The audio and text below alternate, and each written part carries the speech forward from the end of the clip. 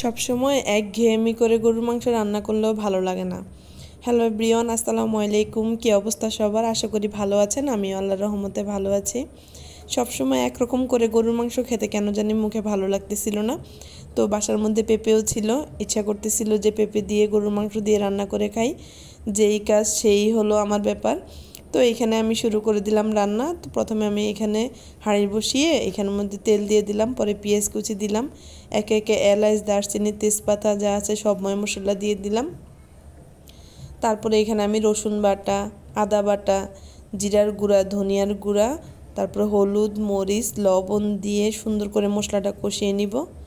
কষিয়ে নেওয়ার পরে আমি এখানে অল্প পরিমাণের একটু পানি দিব। পানি দিয়ে আমি এখানে মাংসগুলো দিয়ে দিব, যাতে ভালো করে মশলাটা কষে মাংসগুলো একদম কষে যায়। তো যাক, এখানে মশলাটা সুন্দর একটা কালার চলে আসতেছে। কালার আসার পরে আমি এখানে আবার গরুর মাংসের একটু মশলা অ্যাড করে দিলাম। সেজন্য আরও একদম ফ্লেভারটাও এত সুন্দর আসতেছিল মশলার, আর কালারটাও অনেক জোস লাগতেছিল। তো এই তো আমি গরুর মাংস দিয়ে সুন্দর করে নেড়ে চেড়ে আবার একটু ঢাকনা দিয়ে দিব, কারণ গরুর মাংসটা সিদ্ধ হতে সময় লাগবে। তো এই ফাঁকে আমি আবার একদম ঘরের যত কাজ ছিল সব কিছু করে শেষ করে আস্তে আস্তে দেখি গরুর মাংসটা সুন্দর একটা কালারও চলে আসছে, একটা খুব সুন্দর একটা স্মেলও আসতেছে, সাথে আমার গরুর মাংসটা সিদ্ধও হয়ে আসতেছিল। তারপর আমি এখানে সুন্দর মতো গরুর মাংসটাকে নেড়ে চেড়ে আমি এখানে গরম পানি অ্যাড করে দিয়েছি। গরম পানি অ্যাড করলে গরুর মাংস সিদ্ধ হতে বেশি সময় লাগে না।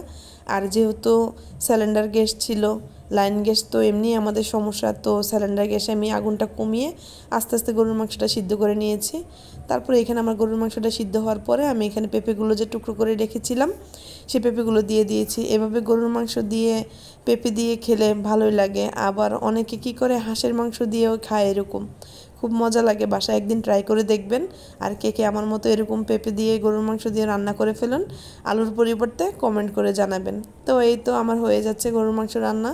এখানে আমি আবার একটু টেস্টিং সল্ট অ্যাড করে দিলাম, যাতে মুখে একটু আরও স্বাদ লাগে।